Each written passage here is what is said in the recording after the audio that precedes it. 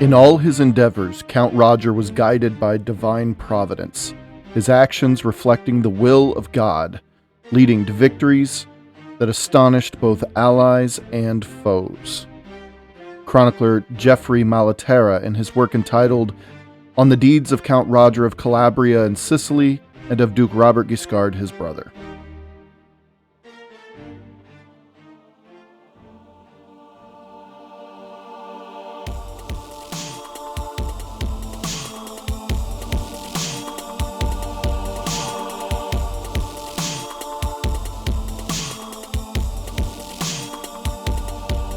Welcome to Fortune's Wheel Podcast, the podcast that explores the infinitely fascinating and oft overlooked high and late Middle Ages. I'm Jonathan, your host, and what you can expect to hear on this show is a story of our collective Western history, warts and all, unabashedly and unashamed.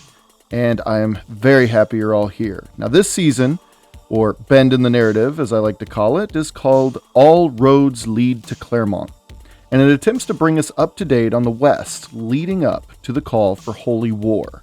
We followed the reign of King William II of England and his two brothers, Robert Curthose and Henry Beauclerc, up north, and taken a quick snapshot of Iberia crumbling under the weight of the Almoravid conquest. In addition to those, we've already established the two major thoroughfares that Crusaders would be using in the coming confrontation, the Venetian-controlled Adriatic and the Kingdom of Hungary.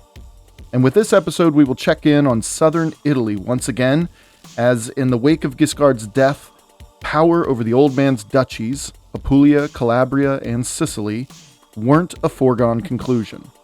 Guiscard's sons seemed to be at odds with one another, and well, it was up to Uncle Roger to intervene. But Uncle Roger had his own fish to fry across the strait. This is part 1 of 2. This episode will cover the craziness of 1085 to 1088, while the second part will cover the craziness of 1088 to 1095. These stories, those of southern Italy and Sicily, are interconnected in such a way that it just wouldn't make sense retelling it as two separate stories. So prepare yourself. We are bouncing back and forth across the Strait of Messina a few times over this episode and next. Before we begin, please consider joining us on Patreon, where you can enjoy more than 20 hours of bonus content as of this recording for as low as just $1 a month. We're currently in the middle of an ongoing, fascinating series covering the legendary Alexius Komnenos. Join our growing community and help this show bring our shared story to life. Now let's get to it. This is episode 158, entitled Rebellions and Conquest, Hauteville Edition, Part 1. Thank you for listening, and I hope you enjoy the show.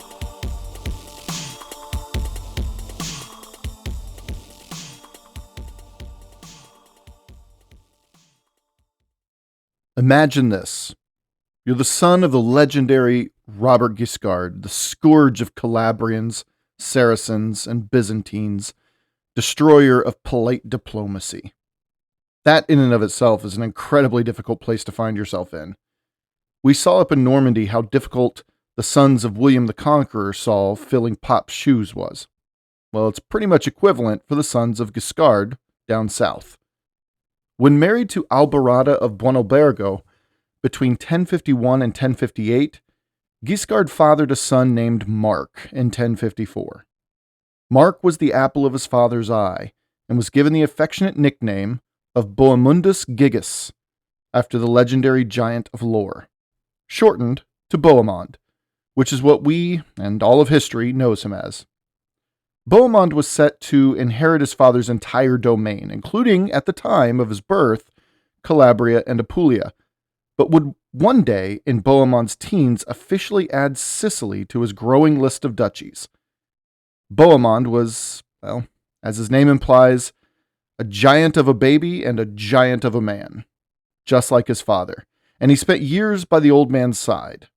The similarities, even amongst those in completely different empires, such as Anna Komnene, between Guiscard and Bohemond, these similarities were absolutely striking. Both were tall, both were muscular, both very broad-shouldered, and both struck an imposing presence in any battlefield tent or castle hall they entered. But things suddenly shifted when Guiscard gained prominence in southern Italy. In order to secure stronger alliances to match his growing status, he was all but forced to annul his marriage to Alborada and marry the rather Amazonian woman, Sikelgaita of Salerno, in the year 1058. Now, by the act of annulling his marriage to Alborada, Bohemond was essentially booted from any promise of inheritance. No ifs, ands, or buts. Though this must have stung Bohemond in his later years, he was only 4 years old at the time, so Bohemond never really experienced the glory days of being dad's heir apparent. This could be a good thing or a bad thing. The fact that we see time and time again Guiscard specifically keep Bohemond close to him all the way to the end of his life says something very important about how Guiscard saw his firstborn, his young giant. Now, with the mighty Sikelgaita, Guiscard would father 6 more children who would play various roles in things for years to come, so it's worth introducing them now. First, with Sikelgaita came Emma in 1058, who would one day marry Odo the Good Marquis, becoming the mother of the great crusader Tancred, who would ride alongside Uncle Bohemond one day. Next, in 1060, came Little Roger, named after his uncle, of course. This was Sikelgaita's golden boy, who just... Roger did no wrong, and through some serious politicking, she ensured that Roger, nicknamed Borsa, for his penchant for counting and money and numbers, well, she ensured that Roger was Guiscard's heir, which was honored upon the old man's death. Next, in 1065 or so, came Guy, who had much less airtime in the records, but we know he also followed Uncle Bohemond over to the Holy Land, later holding his own titles and honors there. After Guy came Mabel, who married into the powerful Grandmesnil family up in Normandy. Sibylla married a lower-ranking nobleman in France named Eblis II of Russie. Matilda, because you gotta have a Matilda in every Norman household, it seems like. Matilda, who combined her father's dynastic influence with another powerful dynasty out west, none other than Ramon Berenguer II of Barcelona. And finally, there was young Olympias. This little girl here, like Helen of Troy, was the catalyst for that whole Balkan invasion by her father. Renamed Helena when she was shipped off to Constantinople at a very early age to be groomed as empress, well, Helena was betrothed to Constantine Ducas, son of Emperor Michael VII.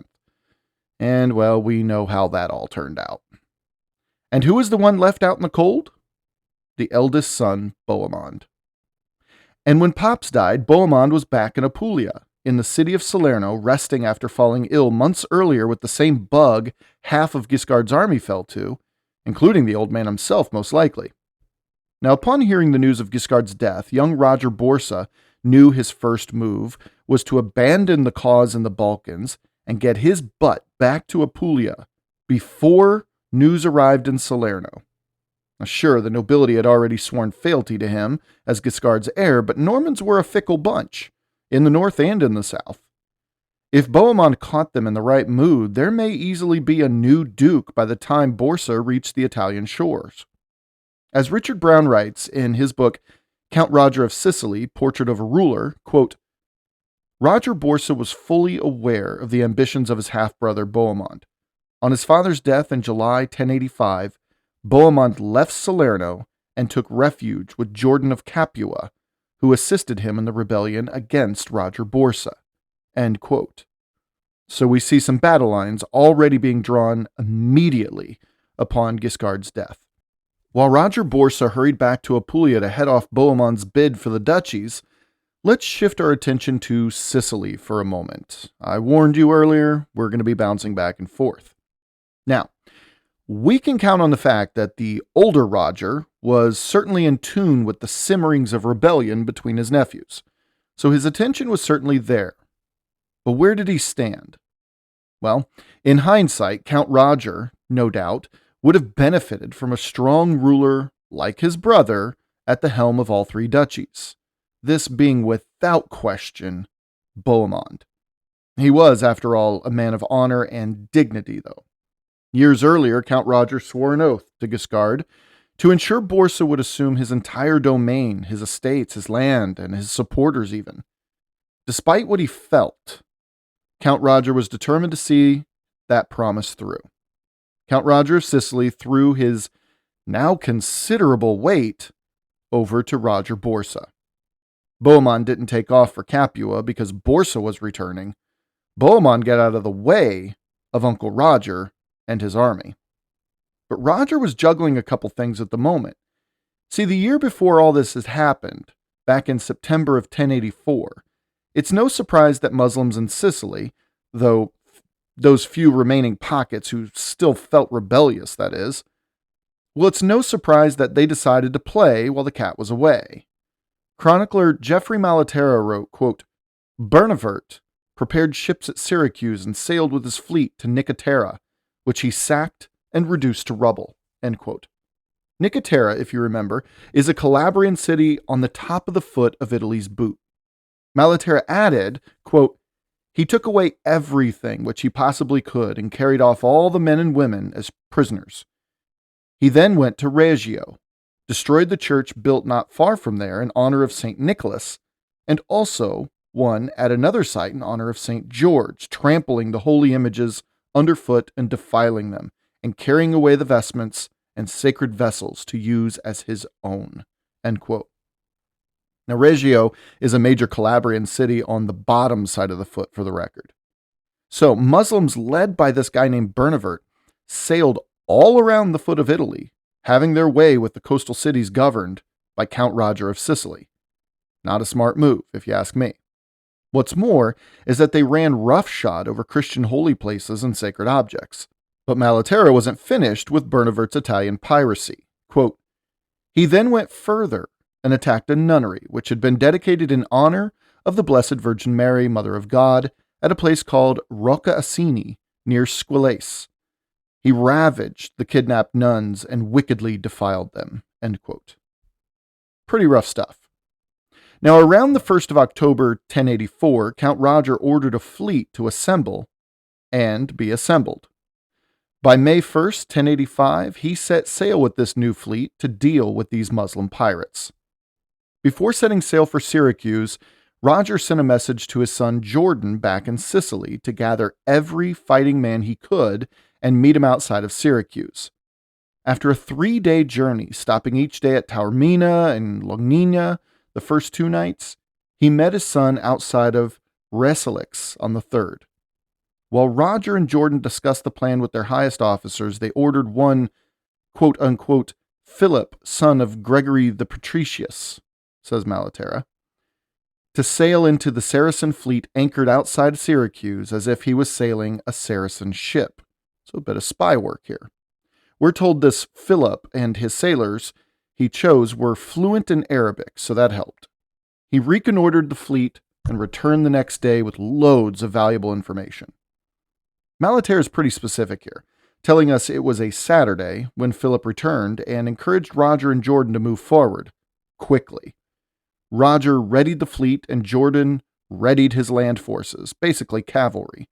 And beginning at dawn on Sunday, Norman warriors, knights, and sailors alike, including all nobility present, dedicated the day to participating in Mass and prayer. But the next day, however, once the Adan was sounded from the muezzin atop one of Syracuse's many minarets, the Norman forces hit the gas pedal. Malaterra tells us the fighting was pretty intense. Even Bernavert himself put on a show. But he writes, quote, the defense was ferocious too. Bernavert was first hit by a javelin thrown by a certain Lupinus, and was then faced with the threat of the Count's sword as the latter boarded his ship. But as he sought to save himself by leaping onto the nearest of his other ships, he fell into the sea and, weighed down by his armor, sank. The rest of his men tried to flee, but our forces rode quickly in pursuit and slaughtered them, so securing the victory. End quote. Sounds like a pretty resounding victory for the Normans. And it was, on the waves at least. Unfortunately, at some point, Roger ordered Jordan to stand down. Even Malaterra admits that should Jordan have been allowed to simultaneously attack Syracuse by land, then the city would most certainly have fallen to the Normans that day.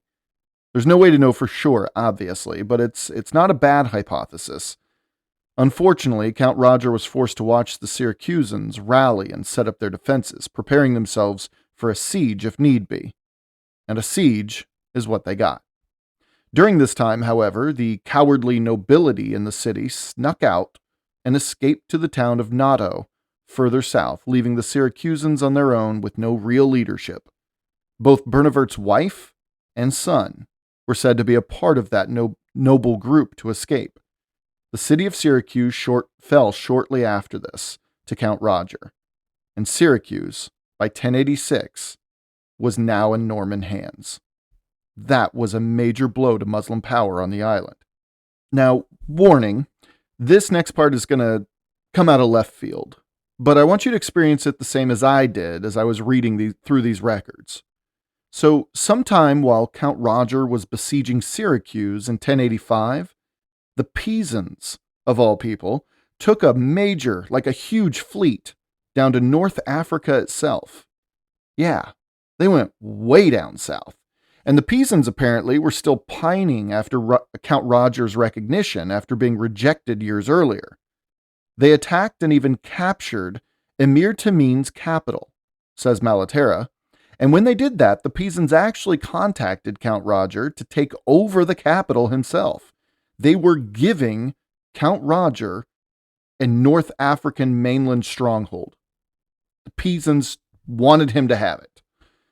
But, see, Count Roger had made peace with Emir Tamin already. Emir Tamin had promised to watch the waters between his shores and Sicilian shores, cleaning the area of pirates in exchange for Count Roger not invading. Peace was made. And again, Count Roger was an honorable man. He couldn't renege on his deal. Not without, some serious cause anyway. And the Pisans, it was a lovely offer and all, but man, that was poorly timed. After all was said and done, Emir Tamin was forced to pay up in order to kick the Pisans out, and he resumed very grateful relations with Count Roger, very thankful for not taking the bait. But something else came of this whole thing. Though Emir Tamin and Count Roger had an understanding, Tamin still allowed his Saracens to attack other Christian ports and lands. The Pisans ensured this would cease immediately, which it did, and they also managed to get Tamin to release all Christians currently enslaved and captured within his realm. You can definitely see the religious tension on full display in little episodes like this one. And we're just 9 years away from the First Crusade. Just something to keep in mind there. Now, back in Sicily and Italy, with Syracuse firmly in his control late in 1085, Count Roger could focus on his brother's death and the subsequent, we could call it maybe a civil war, erupting between Bohemond and Roger Borsa. As things kicked off, Roger Borsa vigorously took the field with his men. Malaterra was quite generous in his description of the young duke, but no one actually believed he was a worthy successor to his father. Bohemond, by all accounts, was his father's mini-me. But Borsa wasn't horrible, though. He enjoyed the life of a knight, but he was too scholarly for such a life. The life of a medieval knight was not what we've seen in movies or on the covers of those smutty romance novels.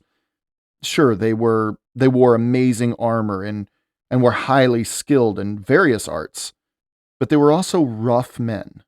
They were hard men. They were disagreeable men.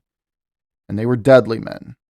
Borsa could have enjoyed it all he wanted, but he simply wouldn't ever be one of them. Now, Bohemond, on the other hand, well, everything I've ever said about Robert Guiscard goes for him too. So that should give us a good idea about where Bohemond stood, with his men anyway. And this is why Bohemond was so successful at the outset of this rebellion against his little brother. Supplied with men and arms and resources by his cousin Jordan of Capua, who relished a chance to put a duke on the hot seat of Apulia, Calabria, and Sicily, who was also in his own back pocket, now Bohemond quickly rode on the city of Oria, Oria surrendered without a sword swinging. Moving through Oria, he destroyed the lands around Taranto and Otranto. Taranto and Otranto gave in to Bohemond almost immediately, and with this came a groundswell of support for the rebel son. See, Norman barons for decades had come to begrudgingly appreciate the hardline Guiscard had always run with his nobility. Though many of them tested the wily fox periodically, these little uprisings only served to strengthen the Duke's resolve and his grip. Each mini rebellion served as a constriction on Guiscard's overall power in the region. Just think like this. Think a boa constrictor. Every time the victim breathes out, the boa squeezes ever so slightly. And before the victim knows it, there's no room to move. Not even enough room to take a breath. With virtually no room to move by Guiscard's death, the nobility, save a few of the younger, more brash noblemen, overall, the nobility had come to rely on the tight grip Guiscard had. There was order and structure in it. Roger Borsa was a wild card, a nerd, essentially. Someone so unlike Guiscard that they had no idea how he would rule. But Bohemond? Bohemond was a clone of the old fox. As far as many within the nobility was concerned, Bohemond was going to be the better duke. So they voiced their support for him despite their earlier oaths of loyalty to Borsa. What Borsa saw was an immediate shift in support toward Bohemond. By March of 1086, this issue of rebellion was resolved, and boy did Bohemond make out like a fat rat. See, Borsa had no choice in the matter when you get to brass tacks about it. In order to swing support within his nobility back to him before it spread further across southern Italy, Borsa was forced to cede quite a bit of territory to Bohemond. In the span of just a few months, say 6 or so maybe, Bohemond went from a disinherited bastard son to the Count of Oria, Taranto, Otranto, and Gallipoli. What's more was that Borsa was also forced to give his own cousin's cities away too.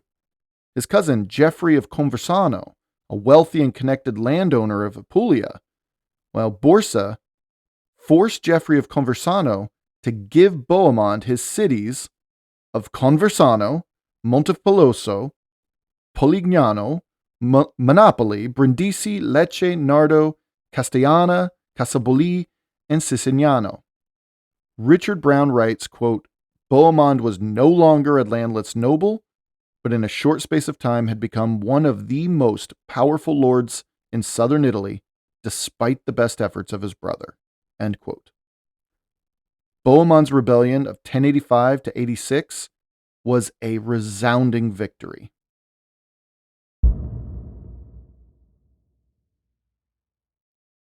Malaterra writes of the year 1086, quote-unquote, Count Roger rejoiced in the defeat of all the more powerful of Sicily, for nobody, except Hammud, continued to resist him. Now that's not exactly true, but Hammud was the next emir to be in Roger's crosshairs. Now Hammud was the emir of the southwestern Sicilian city of Agrigento, and by 1086, Norman forces had controlled every major city and town except those of Agrigento, Noto, and that impregnable mountaintop fortress he'd been after for 20 years, Roger's white whale, Enna.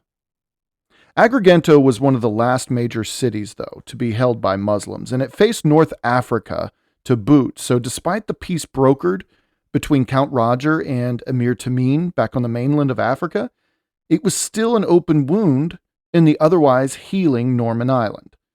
Any number of invaders could still easily pour in through Agrigento, and the city was proudly Muslim, heavily fortified, and deeply, deeply embedded in Muslim Arabic culture. Count Roger began organizing for the conquest in late 1085, while also juggling the goings-on of Syracuse and supporting his nephew, Roger Borsa, back on the mainland of Italy.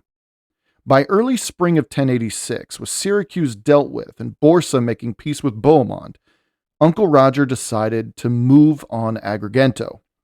He first ordered Norman cavalry supported by local Saracen and Calabrian levies to encircle the city. These forces quickly cut off mainland supply lines. The flood of traveling merchants coming in and out of Agrigento trickled to next to nothing almost instantly. Roger ordered the interception of food. He intimidated towns and villages and even torched more than a few fields in a campaign of terror. And he had the rumor spread throughout the locality that Count Roger had arrived with divine favor to release the citizens from Muslim chokehold they've suffered under for so long.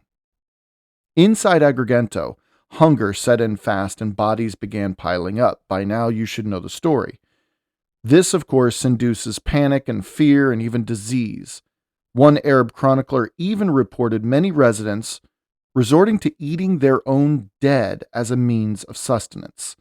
But Christian sources omit this because, well, that would go against the Christianizing message of Count Roger's arrival. Such is war, right? It's all about branding. But on July 25th, 1086, Emir Hamoud sued for peace, eventually, knowing the situation was futile. Count Roger always preferred surrender to slaughter, and he agreed to terms. Cleaning up a slaughter always resulted in less tax revenue anyway, right? Fewer people, fewer taxes. The Muslim elite were allowed safe passage out of the city, and the rest were allowed to either leave or stay. No harm, no foul. Agrigento was now under strict Catholic control, paying taxes and homage to their Norman overlord.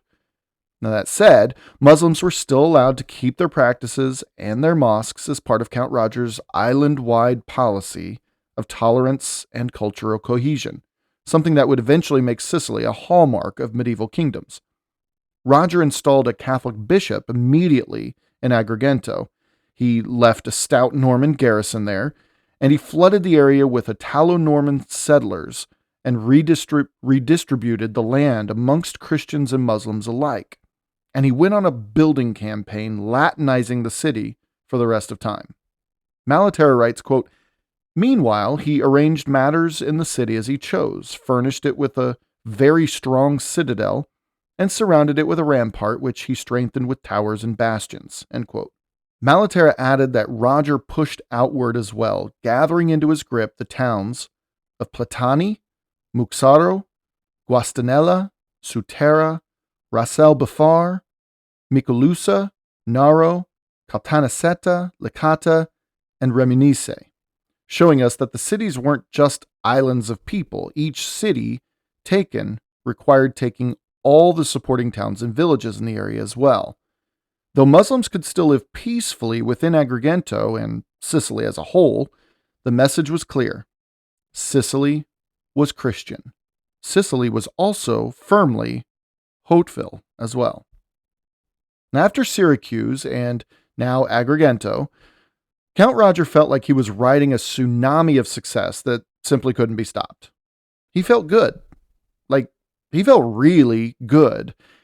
And he felt froggy and decided to jump on the last major city still under Muslim control on the entire island, Enna. This was essentially the final boss battle of his conquest of Sicily, even though he still has a little natto in the very bottom there. It was the Norman equivalent to climbing Mount Doom, minus the ring and with far more chainmail. The pressure had built up for decades. If you remember, Roger tried to take Enna, located right smack in the center atop a high mountain peak, complete with mighty walls and a stout garrison. Enna was, for all intents and purposes, impregnable, and Roger failed time and again when he first took to the island. But over the last 2 decades or so, he had slowly worked his way around the bullseye that was Enna, to the point now that Enna was, pretty much without exception, completely cut off from any major Muslim support. Enna was truly an island unto itself upon the larger island that had returned to Christianity once again. Enna wasn't just any city, though. It was the city, perched at 3,054 feet high, or 931 meters above sea level. It was by far the most fortified city in all of Sicily. At the time, Saracens everywhere referred to it as Casir Yana, though French and Latin-speaking Christians called it Castro Giovanni at the time. Early on, during the Byzantine phase of Sicilian history, prior to the Muslim conquest, it had grown to be the major stronghold it was by the late 11th century. Enna was surrounded by not only those man-made stone walls, but also sheer cliffs, and was only really accessible by narrow gorges. From that vantage point way up high there, you were seen approaching hours before you even arrived at the walls. See, early in 1087, Count Roger approached Enna not with battering rams, but with a proposition, a little bit different than his normal fare. Meeting with Enna's emir, Ibn Hamud, he laid out the history of Enna's inevitable surrender. Yeah, you heard that right. Inevitable surrender. Count Roger was a much older, wiser, and seasoned warrior and ruler than he was 30 years earlier when he first crossed the Strait of Messina, and he was in the driver's seat of these negotiations without question. Roger put it something like this. In 1061, I crossed the strait from Calabria, and my brother and I took the city of Messina. That same year, I moved inland and established a base of operations at Troina. Less than a year after that, I'd marched at Catania on Sicily's eastern shores, and I took that too. I spent the next 8 or 9 years consolidating power across the northern Val d'Amone. Enna's a prize. But the bigger prize, don't kid yourself, the bigger prize on this island was Palermo, and it fell to me in 1072. The northwestern port of Mazzara del Vaglio fell within months of Palermo. Trapani on the far western tip of Sicily, that fell to me by 1077. Nearby Butera, it fell just a few years ago in 1080 with fierce fighting, but we Normans still prevailed, giving me purchase in the interior of the island. The mighty eastern port of Syracuse just last year, in 1086, it fell by both my land and sea forces, cutting off Saracen reinforcements from North Africa, as well as those pesky pirates. Agrigento, as you know, just fell as well, cutting you off from every single line of support you had. You are now alone on this island. Sure, small pockets of your co-religionists across the island still offer support, but I mean, come on. How much can they actually help you by now? This can go one of two ways, but in the end, I will take Enna as my own. The first way is that you put up a defense and fierce fighting ensues, resulting in many dead on both sides. This will result in me setting up a perimeter that will suffocate every single morsel of food and drop of water coming into this city. Death and disease will stain this beautiful city on a scale that will linger for centuries. Your people, they will die horrifically painful deaths, while my men will continue to eat bountiful feasts each evening while we simply wait for your surrender, if you even last that long. But there's another way this could go too. You could surrender before any of that happens. You could save your people, and they could go on living and trading and creating and practicing their faith in peace. I know this is what you want, so agree to my plan. You will surrender this city and all the surrounding lands to me. In exchange for this, you will save face by surrendering while attempting to defend the city. You will ride out with a small entourage of your fiercest fighters. You will attack my own small entourage, and you will be captured in the ensuing skirmish. The city, upon hearing of their leader's capture, will surrender without a fight. And folks, that's exactly what happened with Enna. It was all a farce. The whole defense of Enna thing by Emir Ibn Hamud, it was all planned. The only thing that Ibn Hamud required in exchange for this complicity had to do with his marriage. See, according to Christian doctrine, Ibn Hamud and his wife's marriage would fall within the crime of consanguinity. So Ibn Hamud required an oath that he and his wife would be allowed to remain husband and wife. Count Roger was happy to give his word that this would be honored, and Ibn Hamud surprised everyone after this by promising to convert to Christianity. Yeah, the guy wasn't even required to do that. He did it on his own accord. having been moved to do so for whatever reason, I'm not sure. Malaterra writes, quote, "He was, however, reluctant and even fearful to dwell any longer among his own people, in case the Count might be misled into thinking him suspect and not trust him.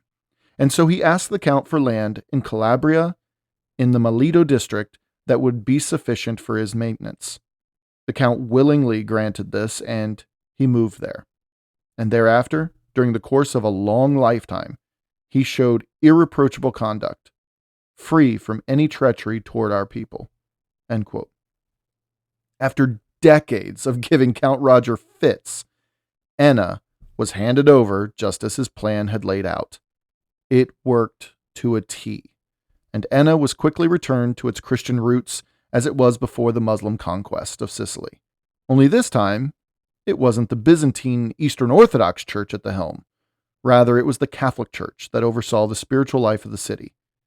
Islamic mosques and Jewish temples were still allowed, of course, as they were across Rogers Island, but it was crystal clear that Rome was Sicily's spiritual overlord by the late 1080s.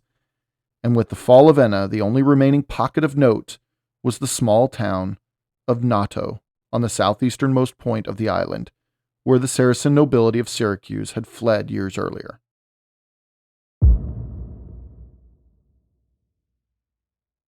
And it was with Roger's conquest of Sicily that an interesting side note in this larger story occurred. Roger's deeds in the name of his French name and in the name of Latin Christianity had spread far and wide by the fall of Enna, and a man of royal title came calling. Yeah. At the time, King Philip I of France, benefactor of one Robert Curthose, by the way, well, he was married to a woman named Bertha. A bit of background on Bertha, just for context. Now, back in 1070, if you remember, the County of Flanders suffered a succession crisis, which involved Norman hostility, somehow, right? King Philip sided with the widow and son of the deceased Count Baldwin VI. They were defeated at the Battle of Cassel by the new Duke, Robert the Frisian, brother of the conqueror's wife Matilda. Everybody's related here. Now, King Philip, embarrassed, because he was on the losing side, had to accept the new duke and in a bid to keep the peace with Flanders, married Robert the Frisian's stepdaughter named Bertha. This entanglement with Flanders gave King Philip endless headaches, and by the late 1080s, he was actively looking to dump Bertha for a new, stronger alliance. Now, that alliance with Flanders was supposed to be a bulwark against Normandy's rising power all those years, but it did them both no good, as William the Conqueror was sitting at the top of European politics and power by his death. Again, King Philip wanted new alliances because Bertha, well, that alliance just wasn't cutting it anymore. So, Philip looked south. He'd heard stories of the southern Normans, especially those of Count Roger of Sicily, and he wanted to be linked to that man. Malaterra writes, quote, "He sent envoys to Sicily to seek the Count's daughter Emma, a very pretty girl whom he'd had by his first wife Judith, to be joined in marriage." End quote. Malaterra goes on to explain that Roger was completely unaware of the treacherous nature of the marriage proposal concerning Bertha and all. He simply had no idea of the status of this Bertha or the alliances or any of it. Roger enthusiastically, as you could expect, accepted the proposal, and plans were made for the King of France himself to meet young Emma at St. Gilles on the River Rhone in southern France. Ships were prepared and, man, they were overloaded with gifts and treasures and Emma's things, and off they went. Roger, in his absence in France, entrusted Count Raymond of Provence, known to history, get this, later as the famous crusader Count Raymond of Toulouse. Same guy. Well, Roger entrusted Count Raymond of Provence with Emma and the ceremony and all the rest. Why Count Raymond, though? Well, if you remember, years earlier, Roger and Raymond had agreed to a marriage alliance between Raymond and an older daughter of Roger's, so they were already allied with one another. But things didn't go so smoothly once Emma arrived in Raymond's court. Malaterra writes, quote, "But the king was misled by evil advice and strove to trick the count by receiving the treasure and not marrying his daughter. Count Raymond, however, discovered the scheme and began to consider a no less deceitful trick of his own. He gave the girl an honorable welcome and concealed his treachery while he sought to give her in a marriage to another trustworthy man, but all the while he intended to seize all the money for himself. However, the experienced men whom the count had sent to accompany his daughter discovered the treacherous plan, and on the girl's own request, took the money away. Leaving the young woman with her sister's husband, that is, Raymond, they raised anchor and set sail, and with a favorable wind blowing, they returned to Sicily, bringing the treasures back to the count." End quote. Ah, romance in the Middle Ages. So Count Raymond foiled the king's treachery with his own treachery that Emma herself had foiled. The treasure was returned to Dad back in Sicily, and Emma was left with Raymond. Yeah, it was a whole thing. But in the end, Count Raymond negotiated a marriage between Emma and Count William III of Clermont in 1087, linking Count Roger of Sicily to the ruler of the place where Pope Urban II would launch the First Crusade in just 8 short years. Connections abound. So, switching one more time here in this episode, by 1087, with all that's happened in Sicily recently, Bohemond was sitting pretty. But he, just like his father, was restless and he wanted more. And he approached the people of the town of Cosenza, who were weary with both Guiscard's and Borsa's overlordship, especially that stupid citadel that was erected against their will and that terrorized them. Bohemond promised that if the people of Cosenza could take the citadel, then he would ride on Cosenza and raze the whole fortress to the ground. The people of Cosenza obliged, and before they knew it, Borsa had pounced upon them. Now, in response, as promised, Bohemond rode with his own growing cavalry against Borsa's men. Upon the approach of Bohemond, Roger Borsa turned his attention to the residents of nearby Rossano, who had helped the Cosenzans, and it was a bloodbath there. Bohemond fulfilled his promise and tore the whole citadel down. He installed a loyal nobleman named Hugh of Clermont. Yep, another connection. He installed Hugh of Clermont in Cosenza to keep the people loyal to him, and then moved against the city of Maida. There was some back and forth communications at that point between Borsa and Bohemond, but nothing was settled for another few months.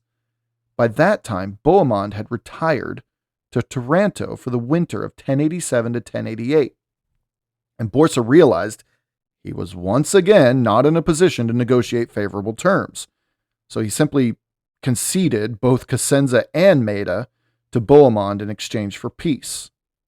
But see, Bohemond, once again, he had all the bargaining power in this situation. So Bohemond cut a deal with Borsa, which gave Cosenza back to the Duke, which the Cosenzans probably hated that part of the deal. But he gave Cosenza back to Duke Borsa, but Duke Borsa ceded to Bohemond the mighty port city of Bari. Yeah, Bohemond became Lord of Bari, as well as his own southern Apulian holdings. I mean, it was an incredible turn of fortune for the Robert Guiscard mini-me. I mean, Pops definitely would have been proud of him. As this is a 2-part story, leaving this episode with Bohemond receiving Bari in 1088, it's probably the best place to stop. As you've seen, the story of southern Italy and Sicily it's just interconnected in ways that we simply can't separate when retelling it. We've seen Bohemond's 2 rebellions against his little brother, Duke Roger Borsa, between the years of 1085 and 1088. We've seen Count Roger continue to wrap up his decades-long conquest of Sicily, and we even witnessed some treacherous dealings on the French mainland concerning Count Roger's alliances with powerful people there. Now, on the next episode, part 2 of 2 here, we will follow this region and its various characters through the next 7 years, 1088 to 1095. We will see Count Roger navigate through the rest of Sicily and, hint, hint, beyond. We will witness the heartbreaking death of one son and the heartwarming birth of another. One of our characters will become deathly ill. The Pope makes a visit to Sicily. One Matilda of Tuscany, well, she sticks her nose in her sworn enemy's family and causes quite the uproar. And more marriage alliances and sieges and all sorts of craziness in the years leading up to Urban's call for crusade. We're inching closer and closer to this call, people. Stay tuned. We're still warming up. Until next time.